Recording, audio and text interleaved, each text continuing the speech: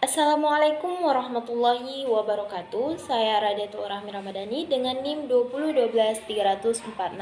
Nah, di sini saya akan membahas mengenai materi pendidikan anak di sekolah. Nah, pembahasan kita yang pertama itu pendidikan bagi anak terbelakang mental, yang kedua pendidikan anak berbakat, dan yang ketiga pendidikan di daerah terpencil dan keluarga miskin. Nah, kita masuk ke materi yang pertama yaitu pendidikan bagi anak terbelakang mental. Retardasi mental adalah penurunan fungsi intelektual yang menyeluruh secara bermakna dan secara langsung menyebabkan gangguan adaptasi sosial dan bermanifestasi selama masa perkembangan. Nah, retardasi mental ini merupakan suatu kelainan mental seumur hidup. Diperkirakan lebih dari 120 juta orang di seluruh dunia menderita kelainan ini. Yang pertama, konsep dasar bagi anak terbelakang mental. Perbedaan untuk memahami anak berkebutuhan khusus dikenal ada dua hal, yaitu perbedaan interindividual dan perbedaan intraindividual. Nah, perbedaan interindividual ini berarti membandingkan perbedaan individu dengan orang lain dalam berbagai hal, diantaranya perbedaan keadaan mental, seperti kapasitas kemampuan intelektual, kemampuan panca indera atau sensori, kemampuan gerak motorik, kemampuan komunikasi, kemampuan perilaku, dan keadaan fisik. Nah, yang kedua, perbedaan intraindividual. Nah, perbedaan intraindividual ini adalah suatu perbandingan antara potensi yang ada dalam diri individu itu sendiri. Perbedaan ini dapat muncul dari berbagai aspek meliputi intelektual, fisik, psikologis, dan sosial. Yang kedua, karakteristik anak terbelakang mental. Karakteristik anak terbelakang mental ini ada dua, yaitu tunagrahita dan tunalaras. Nah, tunagrahita adalah seseorang yang memiliki kapasitas intelektual atau EQ di bawah 70 yang disertai dengan ketidakmampuan dalam penyesuaian diri dengan lingkungan sehingga memiliki berbagai permasalahan sosial. Untuk itu diperlukan layanan dan pelayanan pendidikan khusus. Nah, karakteristik anak tunalaras ini secara umum menunjukkan adanya gangguan perilaku seperti suka menyerang atau agresif, gangguan perhatian, dan hiperaktif. Secara akademik, anak tunalaras ini sering ditemui tidak naik kelas. Nah, hal ini itu dikarenakan gangguan perilakunya bukan karena kapasitas intelektualnya. Yang ketiga, hakikat layanan pendidikan anak terbelakang mental. Nah, konsep yang pertama itu ada konsep layanan. Anak berkebutuhan khusus adalah anak-anak yang membutuhkan layanan khusus karena mereka memiliki keterbatasan atau hambatan dari segi fisik, mental, intelektual maupun sosial emosional. Nah, ada beberapa jenis layanan yang bisa diberikan kepada anak berkebutuhan khusus sesuai dengan kebutuhannya masing-masing, seperti layanan medis dan fisiologis, layanan sosial, psikologis, dan layanan pedagogis atau pendidikan. Yang kedua adalah model layanan. Nah, model layanan anak berkebutuhan khusus dikelompokkan menjadi tiga, yaitu bentuk layanan pendidikan segregasi. Nah, model layanan ini adalah merupakan sistem pendidikan yang paling tua. Ada dua bentuk penyelenggaraan pendidikan dengan sistem segregasi ini, yaitu sekolah luar biasa atau SLB dan sekolah dasar luar biasa atau SDLB. Nah, yang kedua bentuk layanan pendidikan terpadu atau integrasi. Nah, bentuk pendidikan terpadu atau integrasi ini dapat disebut juga sistem pendidikan terpadu yang sistem pendidikannya itu dibaur antara anak berkebutuhan khusus dengan anak biasa atau anak normal di sekolah umum. Adapun bentuk keterpaduannya itu menurut Depdiknas pada tahun 1980 ada 3 jenis, yaitu bentuk kelas biasa dengan ruang bimbingan khusus, dan bentuk kelas khusus. Nah, yang ketiga itu ada bentuk pendidikan inklusi. Pendidikan inklusi ini adalah sebagian suatu sistem layanan pendidikan khusus yang masyarakat agar anak semua yang berkebutuhan khusus itu dilayani di sekolah-sekolah terdekat, di sekolah bisa bersama teman-teman seusianya.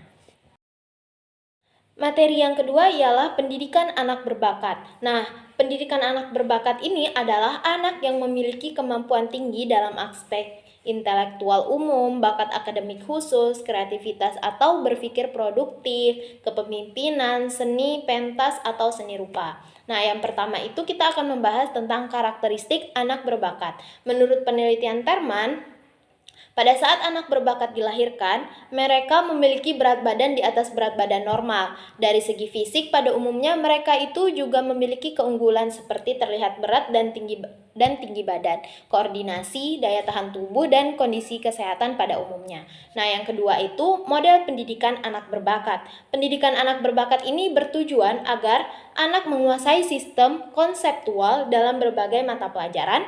Anak mampu mengembangkan keterampilan dan strategi yang memungkinkan mereka menjadi lebih mandiri, kreatif, memenuhi kebutuhannya sendiri, dan anak ini harus mengembangkan suatu kesenangan dan gairah belajar yang akan membawa mereka kepada kerja keras.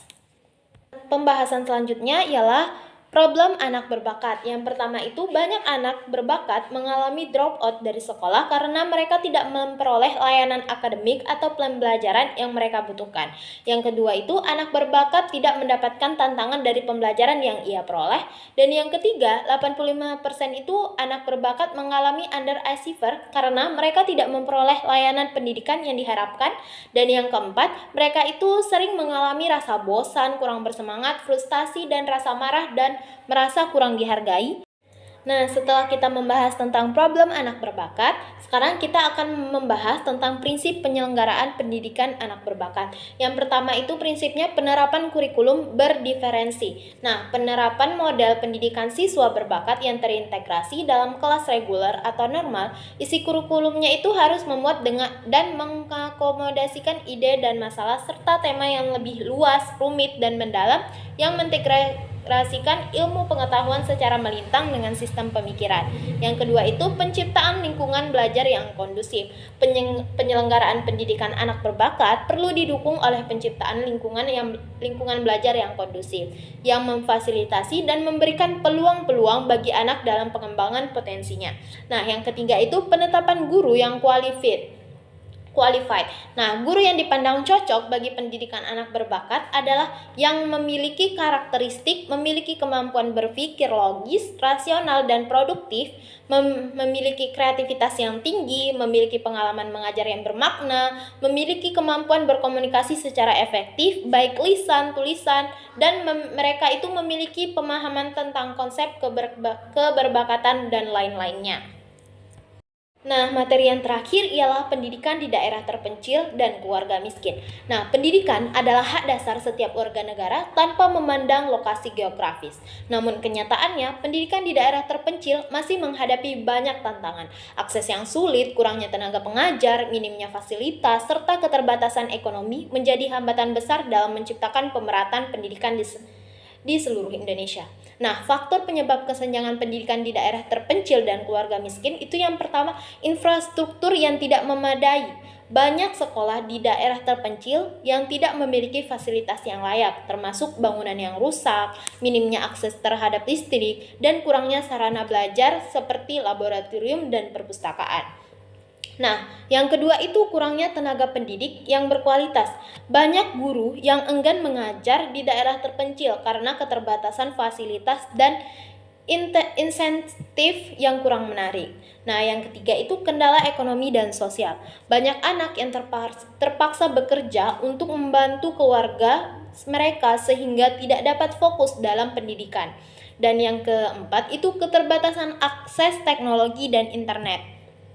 Daerah terpencil itu seringkali tidak memiliki akses internet yang memadai sehingga sulit mendapatkan bahan ajar yang berkualitas, mengikuti perkembangan pelajaran digital.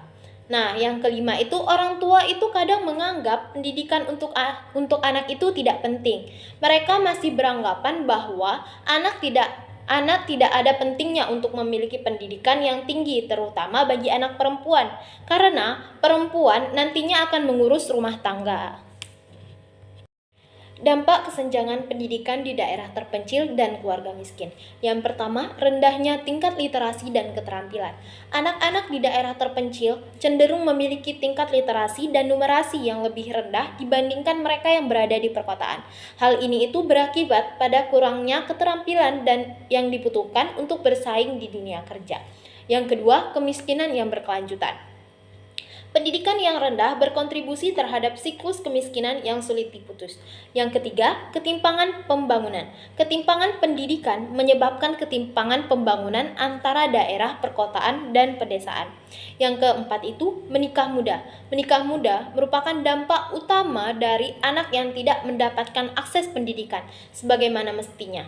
Anak-anak yang putus sekolah menikah pada usia sekolah sekitaran 13 tahun sampai dengan 18 tahun, yang semestinya masih duduk di jenjang pendidikan tingkat sekolah menengah pertama dan sekolah menengah atas. Yang kelima itu lambatnya kemajuan daerah. Lambatnya kemajuan daerah yang dimaksud adalah tidak adanya kemajuan pada daerah tersebut diakibatkan minimnya orang-orang yang berpendidikan di sana yang akan mengembangkan daerah tersebut baik dalam segi ekonomi maupun pendidikan itu sendiri. Nah, kesimpulan dari materi ini adalah anak berkebutuhan khusus adalah anak yang secara pendidikan memerlukan layanan yang spesifik dan berbeda dengan anak-anak pada umumnya. Anak-anak berbakat berkembang lebih cepat atau bahkan sangat cepat bila dibandingkan dengan ukuran perkembangan yang normal. Bila guru menemukan anak seperti itu, maka guru dapat menduga bahwa itu anak-anak yang berbakat. Pendidikan di daerah terpencil masih menghadapi banyak tantangan, akses yang sulit, kurangnya tenaga pengajar, minimnya fasilitas, serta keterbatasan ekonomi menjadi hambatan besar dalam menciptakan pemerataan. Itulah pemaparan materi dari saya, semoga bisa dipahami dan terima kasih. Wassalamualaikum warahmatullahi wabarakatuh.